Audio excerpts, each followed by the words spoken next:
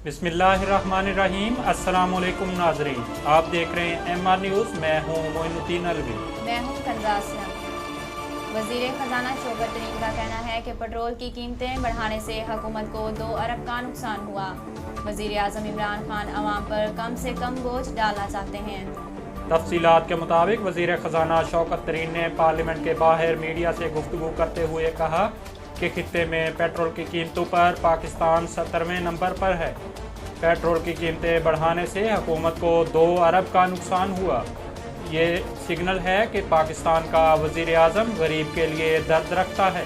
मुल्क भर में कोरोना वायरस के मस्बत केसेस की शरह 2.87% हो गई। गुज़श्ता 24 घंटे में 1000 से ज़ायद नए केसेस रिपोर्ट हुए।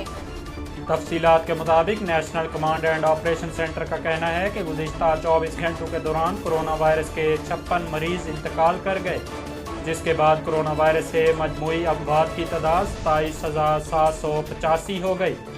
NCOC का कहना है कि गुज़श्ता 24 घंटों के दौरान कोरोना वायरस के 1411 नए केसेस रिपोर्ट हुए।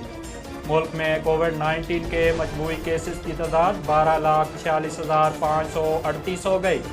मुल्क में कोरोना वायरस से सेहतयाब मरीजों की मजमूई तादाद 11,70,590 हो गई। कौमी इदारा सेहत में आलमी मेयार की इस्लाहात के हुकूमती दावे हवा हो गए। इस्लाहात के नाम पर कौमी इदारा सेहत मुकम्मल गैर फ़ाल और काम ठप पड़ा है। तफसीलात के मुताबिक शोबा सेहत के सबसे बड़े कौमी इदारे पर हुकूमती तजर्बात का सिलसिला जारी है। ज़राए का कहना है कि इस्लाहात के नाम पर कौमी इदारा सेहत मुकम्मल गैर फ़ाल और काम ठप पड़ा है। कौमी इदारा सेहत में आलमी मियार की इस्लाहात के हुकूमती दावे हवा हो गए। ज़राए ने बताया है कि NIH रीऑर्गेनाइजेशन एक्ट पर अमल दरामद का ताहाल आगाज़ ना हो सका।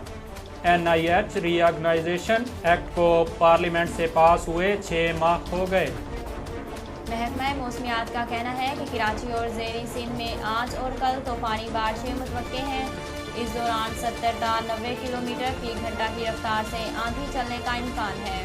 तफसीलात के मुताबिक महकमा मौसमियात का कहना है कि बहीरा अरब में मौजूद डिप्रेशन शिद्दत इख्तियार करके डीप डिप्रेशन में तब्दील हो गया।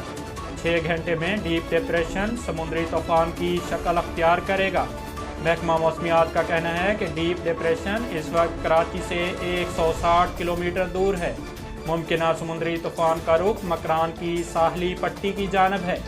तूफान के पेश नज़र कराची और ज़ेरी सिंध में आज और कल तूफ़ानी बारिशें मुतवक्के हैं।